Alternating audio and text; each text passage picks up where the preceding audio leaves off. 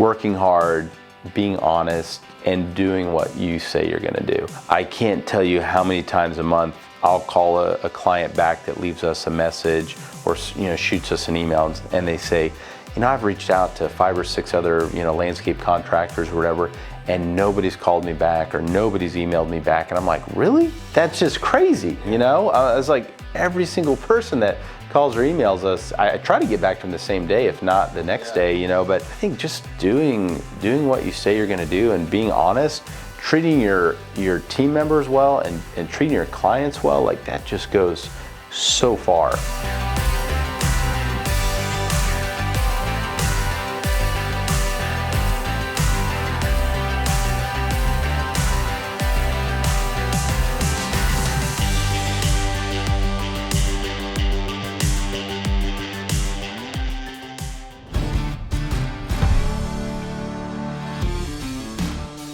Good morning. We are in Kansas City, Missouri again for the second time this year for me. I'm telling you, the barbecue is amazing. My name is Wasson Zimmerman. I'm one of the founders of SynkedUP, and I'm here with Caleb Kangas today from help me out again. Third Space. Third Space, yes. Yeah. So I know you just rebranded. Yep, we did. So pleasure to be here at your place of business and meet your guys and your team, and it's great. Yeah, great to have you here, Weston. Thanks for making the trip out here. It's really good. Yeah, absolutely. Why don't we kick it off with give us a rundown of who is Caleb Kangas and who is Third Space Designs? Yeah, Third Space Design Build was started 11 years ago. We were Dynamic Earth Lawn and Landscape, and so we started as kind of a maintenance and mowing company for landscaping. And this last winter, we've transitioned to the rebrand, which is Third Space Design Build. And the reason we did that is we realized over the last 4 or 5 years, we've transitioned a lot into outdoor living spaces.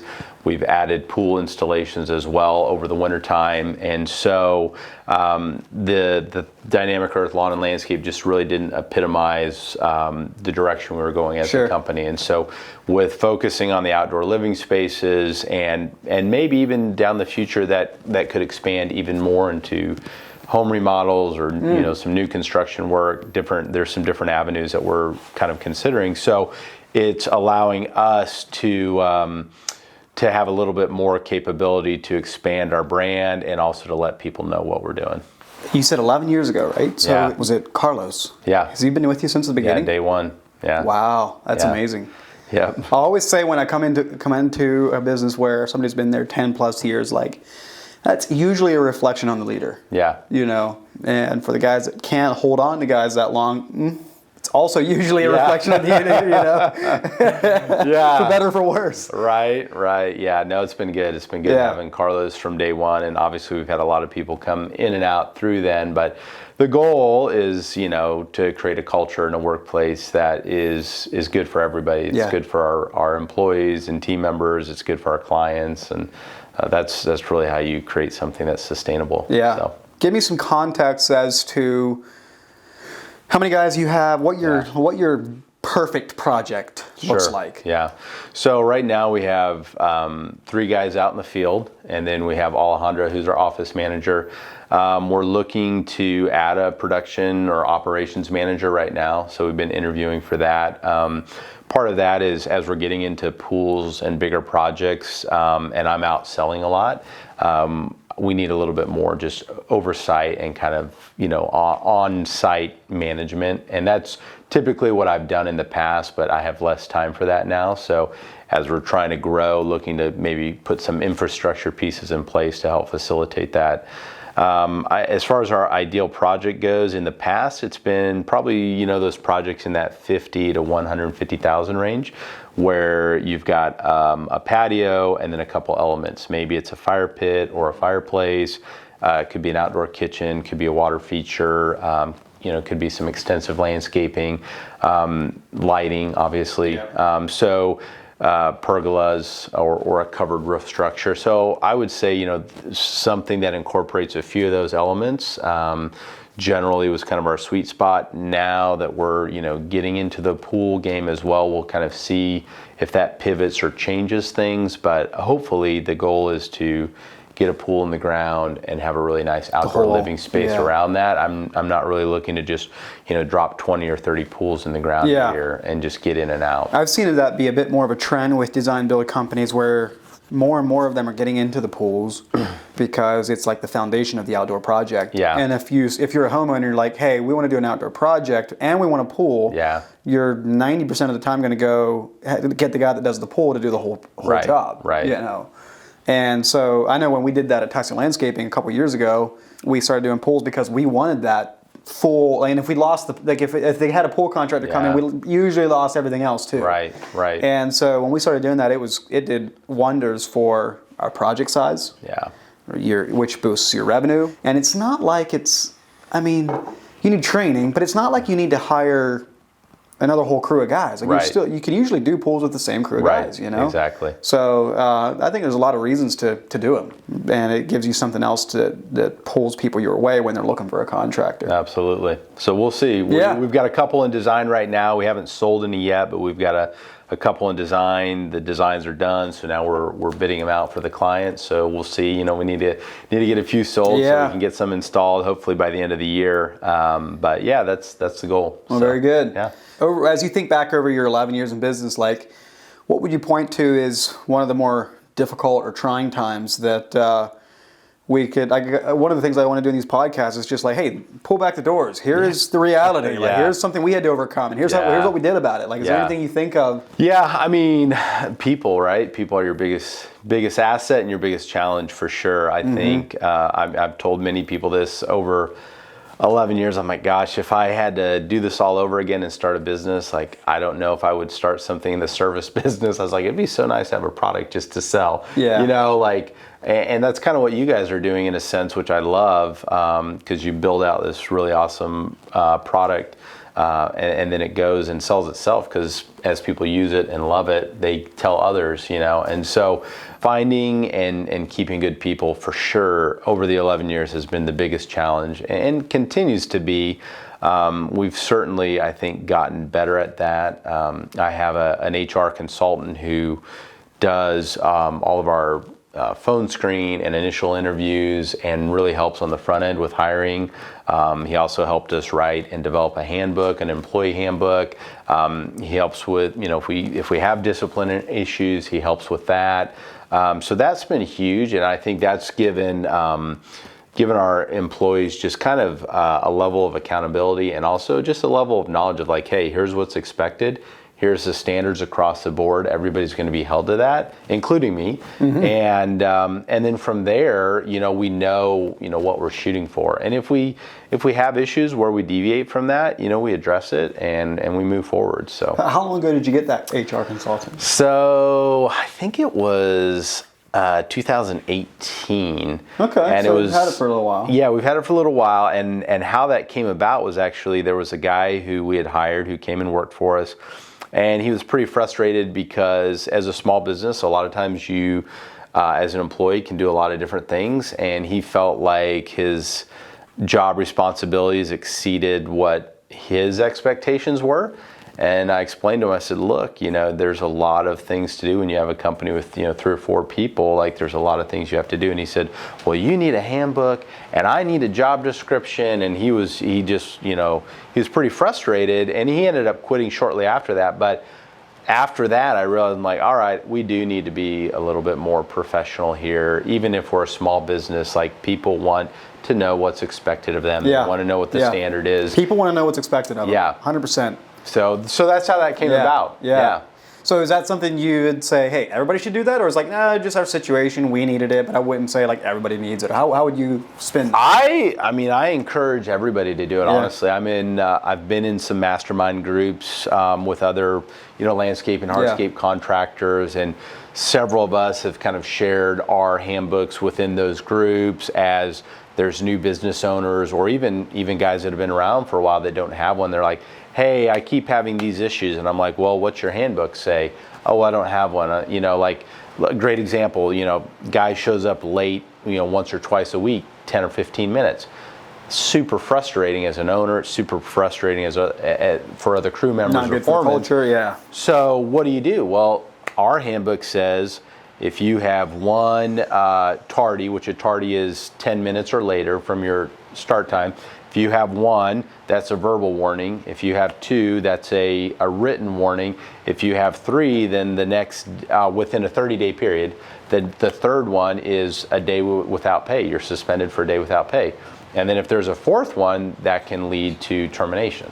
So that's just one example. In a 30-day span. Exactly. Right. Exactly. Yeah. And that's just kind of a rolling calendar. Yeah. So obviously there's other things in there as well, but that's one example of, for us, it helped when we had people that weren't showing up on time to say, hey, look, here's what's in the handbook.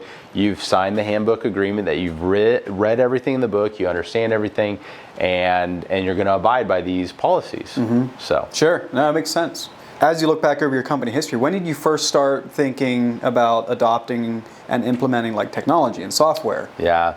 So before I started Dynamic Earth, I actually worked for a software company that was in like image capture and workflow management. And so I was in sales with them after I had finished my MBA. And so when I started Dynamic Earth, I just finished grad school. I guess this is probably a good part of the story, but I had just finished grad school and I was kind of tired of the corporate thing. I'd done that for about 10 years. And so I had mowed in high school for 6 years through high school and college to kind of pay my way through school. And so I had always wondered, if I just kept that business going, could I have grown it into something more? And so kind of on a whim, and after talking to my wife, I said, hey, I want to start a mowing and landscaping company again and just see what happens. And so I always had in my mind, hey, I want technology to be a piece of this, because in the construction and landscape industry in general, I felt like we were always lagging behind on utilizing technology for our businesses. And so from my very first website, I actually had a SQL database that was tied to my website, and I had a customer login where I would upload like invoices via PDF, and customers would have a login. They could see their invoices, they could see scheduling, they could message us. And this was 11 years ago. This was a Joomla-based website. This was before, pre-WordPress, right? Or, before WordPress got popular. And so that was from day one. And I think I had 2 customers sign up and actually use it. And I was like, okay, well, maybe there's not a huge demand for this on the customer end of things. But it was probably 6 years ago when I was out at H&A, I said, hey, we need some software to help us out, because at that point it was Excel spreadsheets. And so what was triggering that? Was there a specific, hey, I need to get better at this? Or was it more, were you just more like, no, I just want to upgrade my overall operation? I think it was a combination, Weston. Okay. Yeah, for sure. I mean, so time tracking was all manual. Yeah. Scheduling was all manual, either through Google Calendar or through Excel spreadsheets. That makes sense. Yeah. So it was like, hey, how do we bring all of this together into a streamlined function? So it's out at H&A, and I just started looking at what was out there. Yeah. And that's how the process started. Okay. Yeah. And so I know you were using other products for a while. Yeah. Like what pulled you into SynkedUP? Like what attracted you, or what was missing in your current system, your tech stack, that made you say like, hey, I'm going to take a look at this? Yeah. So Josh Sutton with Sutton Outdoors is who I heard about SynkedUP from. Yeah. And he's a big advocate for you guys. So he initially told me about it, and he and I were using the same software before that we were on previously. So what drew us into SynkedUP, I think the biggest thing was the functionality of the app. So with the app, you can do everything that you can do through the web browser. And with the previous system we used, we couldn't do that. We didn't have that functionality. So for us being a small business with typically one crew out in the field, might grow to 2 here soon, but with one crew right now, it was really important to me that, hey, my foreman needs to be able to view all of the documents and photos and information in the app that I'm able to view on the web. And I want him to be able to do his time tracking. I want him to be able to enter materials. I want him to see the schedule. All of that stuff needed to have the ability to do in the app, and we just didn't have that. So that was probably the single biggest piece that pulled us into SynkedUP. That makes sense. And I got to say, like, Jose, right? Yeah. Like, man, I was impressed with, like, he's like caught that vision and he's running with it. Yeah. Like, which is awesome. Yeah, I don't even know if he's the foreman, but he was the one. Yeah. Okay. But yeah, which like I told you when we were chatting with the guys, like that makes my heart happy, because it's like, when I was a crew leader for 15 years and we were like using the same systems and experiencing the same lack, and like, hey, well, let's build this, you know. Yeah, so yeah. like the foreman was a role that was really high in my mind because Totally. I lived that life. And I Yep. knew what was missing, and I Yeah. knew what we wanted to build. Yeah. And of course, it's a constant progress of maturing and getting better and better and more streamlined. But that was one thing that was like a non-negotiable. Like, and in fact, you know, aside, you know, our tagline is know your numbers, and that is kind of the foundation of everything about Yeah. SynkedUP. But on the flip side, it's like autonomy, Right. getting the tools, like flow of information Yeah. between back of office and front of office. Yep. You know. Yeah. And so it feels really. I get excited and just like, yes, that's exactly what I was envisioning Yep. when we set out to build this. Yeah. So it's awesome to see him using it. Yeah, and I think it's been good because we've been on it now 6 months, and so you know, we're starting to really get to know the software and the system better, and especially for Alejandra and I being in the office, me selling and estimating, her, you know, doing invoicing and time tracking and that stuff. We're really figuring out some of the nuances in there, which has been really good.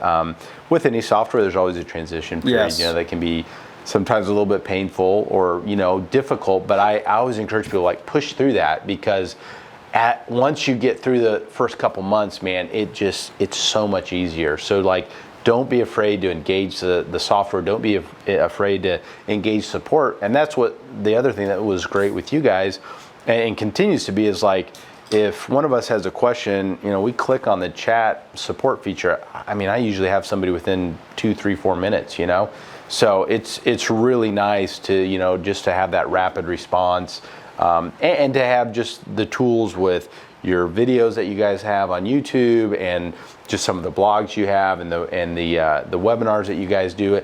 I don't jump on them often, but when I have, it's usually because I have a specific question or I want to hear from somebody else. Maybe, you know, if you have a specific one on a topic, I jump on it because I'm like, hey, I want to hear how other people in our field are doing this. Yeah. And so that's the collaboration and just bringing other business owners and, you know, people together. I really appreciate. That's awesome. That's inspiring because like I want to build on that Yeah. right there. The community, Yeah. the sharing of knowledge. Like, hey, what do you do with this challenge? Right. You know.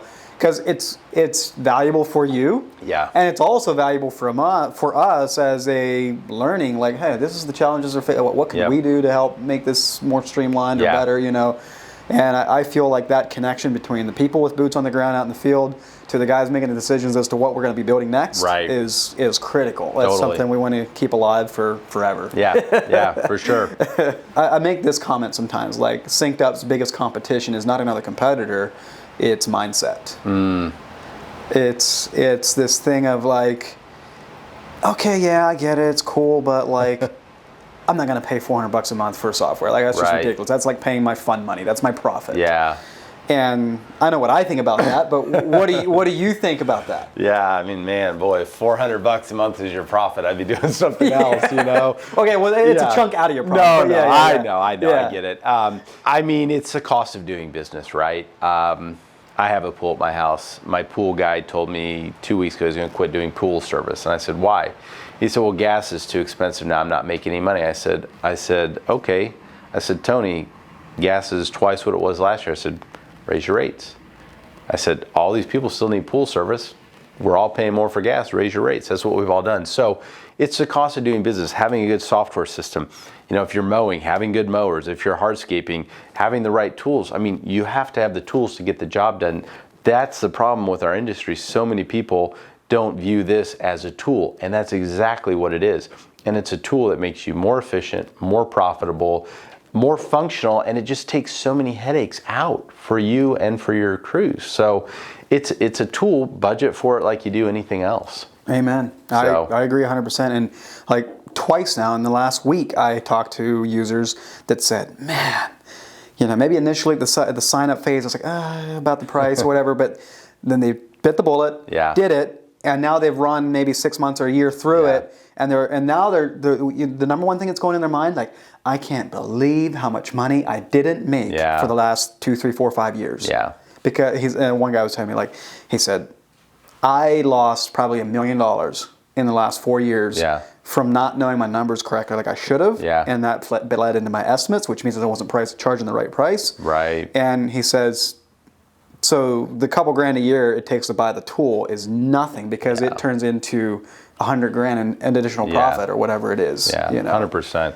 And the thing is, like, yes, it helps you know your numbers, but from a productivity standpoint for us, and one of the ways we utilize, and we talked about this earlier this morning, but when I'm on site selling a job, I do videos and video walkthroughs like, hey guys, this is going here, this is going here, here's the elevation here, watch out for, customer says there's a underground fence here, all those different things are in there. So that alone, I mean, if that saves your guys a couple hours, I mean, if you're billing, 80, 90, $100 an hour per man hour, like saving 1 or 2 man hours on 1 or 2 jobs a month, I mean, boom, that pays for it right there. Broke it even right there. And that doesn't count the other, 20 some odd days you're working that month, So it's so easy to justify it, It just, you have to have it. Yeah, that's there you go. It's back to the biggest competition is mindset, and helping. Right. I literally did a demo one time with a guy that was, he wanted the job costing. And I asked him, like, how much money do you think you're leaking or losing from, like, not knowing? And he said, oh, man, I bet I'm losing $4 or $5 grand a month. And I was like, okay, so, like, if I told you I was selling in a stock fund that gives you a 10x return, you'd buy it. Right.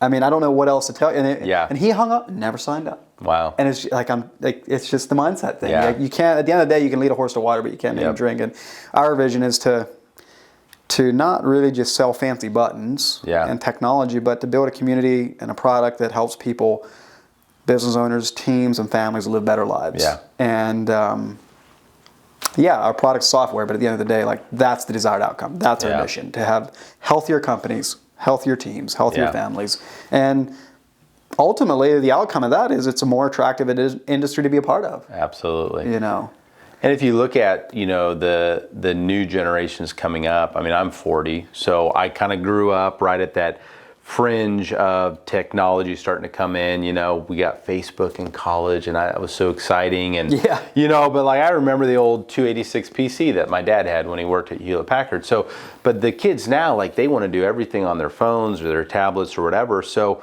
I find when we bring people in or we're interviewing people and I talk about, hey, here's the software that we utilize for our time tracking, for our job costing, for project management, all of that, like, they get excited about it. And like David, who's 27, he has started taking, like, our iPad and shooting videos and our GoPro on the job, and then, like, just editing some quick movies in like iMovie and for our social media, and he loves that. And so they get excited about the technology too, and it's just one piece, but it just like having an excavator or a mini skid steer or whatever, like, makes the job easier for the people in the field. This makes their job easier, it makes our jobs easier. So it's, again, I just go back to, it's a tool, and you got to have it. Yeah, exactly. And most, like, a lot of people in this industry, like, we're hard workers, good craftsmen. We love equipment, love playing in the dirt. We usually don't have any. We usually don't have a hard time convincing ourselves we need that $80,000 machine, right? Right. Exactly. So that is it's just the nature of the industry. Yes, that is true. I like to ask this question to people because, like, so you get some real nuggets out of this. So, like, what is the best advice you were ever given in your journey of business that had the biggest impact on you?